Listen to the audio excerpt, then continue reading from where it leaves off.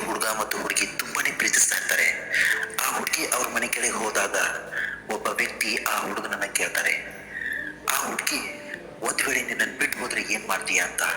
ಅದಕ್ಕೆ ಆ ಹುಡುಗ ಹೇಳಿದ ಉತ್ತರ ಹೇಗಿತ್ತು ಗೊತ್ತಾ? ಆ ಹುಡುಗಿ ಯಾವತ್ತೂ ನನ್ನನ್ನು ಬಿಟ್ಟು ಹೋಗಲ್ಲ.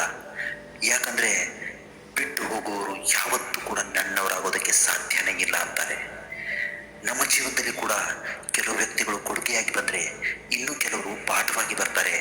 ಬಿಟ್ಟು ಹೋದವ್ರಿಗೋಸ್ಕರ ಯಾವತ್ತೂ ಅರ್ಥ ಕೂರಬೇಡಿ. ನಿಮ್ಮ ಜೀವನವನ್ನ ಯಾವತ್ತೂ ಹಾಳು ಮಾಡ್ಕೋಬೇಡಿ. ಯಾಕಂದ್ರೆ ಈ ಅಮೂಲ್ಯವಾದ ಜೀವನ ನಿಮ್ಮದು, ಬೇರೆ ಯಾರ್ದು ಅಲ್ಲ.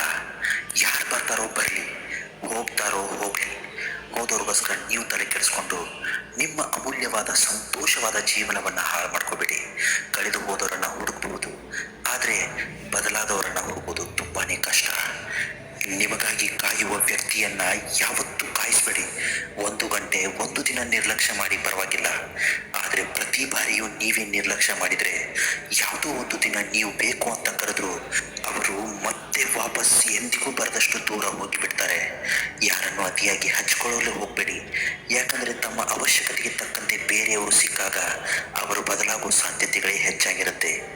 ಮೋಸವನ್ನ ಮೋಸದಿಂದ ಕೊಲ್ಲಬಹುದು, ಮುಳ್ಳನ್ನ ಮುಳ್ಳಿನಿಂದ ತೆಗೆಯಬಹುದು, ಸ್ನೇಹವನ್ನ ಸ್ನೇಹದಿಂದ ಸಂಪಾದಿಸಬಹುದು, ಆದರೆ ನೆನಪನ್ನ ನೆನಪಿನಿಂದ, ವಿರಹವನ್ನ ವಿರಹದಿಂದ ಮರೆಯಲು ಸಾಧ್ಯವಿಲ್ಲ. ಒಬ್ಬ ವ್ಯಕ್ತಿಯ ಮೇಲಿನ ನಿಜವಾದ ಪ್ರೀತಿ ನಿಮ್ಮ ಕೋಪವನ್ನ ಅಳಿಸಿ ಹಾಕುತ್ತೆ. ನಗುವ ಕಂಗಳ ಹಿಂದೆ ಕಣ್ಣೀರು, ಕೋಪಿಸುವ ಕಂಗಳ ಹಿಂದೆ ಪ್ರೀತಿ, ಗೆಲುವಿನ ಕಂಗಳ ಹಿಂದೆ ಪರಿಶ್ರಮ ಇರುತ್ತೆ ಅನ್ನೋದನ್ನ ಯಾವತ್ತೂ ಮರಿಬಾರ್ದು. ಕಾಳಜಿ ಅನ್ನೋದು ಯಾರ ಮೇಲೆ ಬೇಕಾದ್ರೂ ಬರಬಹುದು, ಆದ್ರೆ ಕೋಪ ಮಾತ್ರ ನಾವು ಪ್ರೀತಿಸೋರ ಮೇಲೆ ಮಾತ್ರ ಬರೋದು. ನಮ್ಮ ಮನಸ್ಸಿಗೆ ತುಂಬಾ ಇಷ್ಟ ಆದವರು ನಮಗೆ ನೋವು ಮಾಡಿದ್ರೆ ಅವ್ರ ಮೇಲೆ ಕೋಪ ಬರಲ್ಲ, ಆದ್ರೆ ಕಣ್ಣೀರು ಮಾತ್ರ ಬಂದೇ ಬರುತ್ತೆ. ನೀವು ಯಾವತ್ತಿಗೂ ಗಮನಿಸಿ, ನಿಮ್ಮನ್ನ ಮನಸಾರಿ ಪ್ರೀತಿಸುವವರು ಈ 2 ಪ್ರಶ್ನೆಗಳನ್ನ ನಿಮಗೆ ಆಗಾಗ ಕೇಳ್ತಾನೆ ಇರ್ತಾರೆ. ಆಗಾಗ ಅನ್ನೋದಕ್ಕಿಂತ ನಿಮ್ಮನ್ನ ಮನಸಾರಿ ಪ್ರೀತಿಸುವವರು ಜೀವನದಲ್ಲಿ ಈ 2 ಪ್ರಶ್ನೆಗಳನ್ನ ಒಮ್ಮೆಯಾದರೂ ಕೇಳಿಯೇ ಕೇಳ್ತಾರೆ. ಅದರಲ್ಲಿ ಮೊದಲನೇ ಪ್ರಶ್ನೆ ಯಾವುದು ಅಂದ್ರೆ, ನೀನು ನನ್ನನ್ನು ಎಷ್ಟು ಪ್ರೀತಿಸ್ತೀಯ ಅಂತ. ಇನ್ನು 2ನೇ ಪ್ರಶ್ನೆ, ನನ್ನ ಕೊನೆ ಉಸಿರಿರುವವರೆಗೂ ನೀನು ನನ್ನನ್ನು ಬಿಟ್ಟು ಹೋಗಲ್ಲ ಅಲ್ವಾ. ಈ 2 ಮಾತುಗಳನ್ನ ನಿಮ್ಮನ್ನ ಮನಸಾರಿ ಪ್ರೀತಿಸುವವರು ತಪ್ಪದೇ ಕೇಳ್ತಾರೆ. ಪಡೆದುಕೊಳ್ಳುವುದಕ್ಕಿಂತ ಉಳಿಸಿಕೊಳ್ಳುವುದು ಮುಖ್ಯ. ಹುಡುಕುವುದಕ್ಕಿಂತ ಸಿಕ್ಕಿರುವುದನ್ನು ಕಳೆದು ಹೋಗದಂತೆ ಕಾಪಾಡಿಕೊಳ್ಳುವುದು ಮುಖ್ಯ. ಅದು ವ್ಯಕ್ತಿಯಾದರೂ ಸರಿ, ವಸ್ತುವಾದರೂ ಸರಿ. ಮನಸ್ಸಿಗೆ ಆದ ನೋವು ಸೋತನೆಂಬ ಹತಾಶೆಯಿಂದಲ್ಲ, ತನ್ನವರಿಗಾಗಿ ತೋರಿದ ಪ್ರೀತಿ ಕಾಳಜಿ ಯಾರಿಗೂ ಅರಿವಾಗದೆ ಹೋಯ್ತಲ್ಲ ಎನ್ನುವ ಸಣ್ಣ ನೋವಿನ ವ್ಯಥೆ.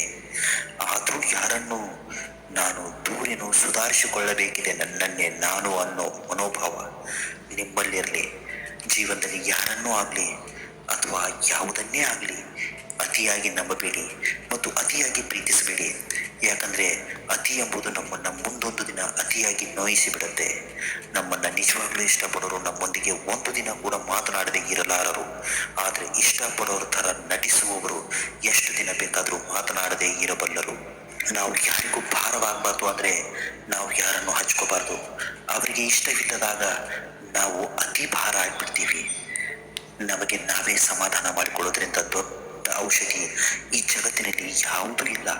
ಜೀವನದಲ್ಲಿ ಅದೆಷ್ಟೋ ಜನರು ಬಂದು ಹೋಗ್ತಾರೆ, ಆದರೆ ಸರಿಯಾದ ವ್ಯಕ್ತಿಗಳು ಮಾತ್ರ ಶಾಶ್ವತವಾಗಿ ಜೊತೆಯಲ್ಲಿ ಉಳಿದು ಬಿಡ್ತಾರೆ. ಮತ್ತೊಬ್ಬರಿಂದ ಏನನ್ನು ನಿರೀಕ್ಷಿಸದೆ ಸ್ವತಃ ನಾವೇ ಸಂಪಾದಿಸಿ ಬದುಕುವುದೇ ಜೀವನ. ಅದು ಹಣವಾಗಿರಲಿ, ಗೌರವವಾಗಿರಲಿ, ಆಸ್ತಿಯಾಗಿರಲಿ, ಅಂತಸ್ತಾಗಿರಲಿ. ನಾವು ಆಡುವ ಮಾತು, ಮಾಡುವ ಕೆಲಸ ನಮ್ಮ ಆತ್ಮಸಾಕ್ಷಿ ಒಪ್ಪಿದ್ರೆ ಸಾಕು. ಬೇರೆ ಯಾರು ನಿಮಗೆ ಪ್ರಮಾಣ ಪತ್ರ ಕೊಡುವ ಅವಶ್ಯಕತೆ ಇಲ್ಲ. ಸೂರ್ಯನ ಪಾಠ ಚಂದ, ಹಸಿವಿನ ಊಟ ಚಂದ, ಪ್ರೀತಿಯ ಕೋಪ ಚಂದ.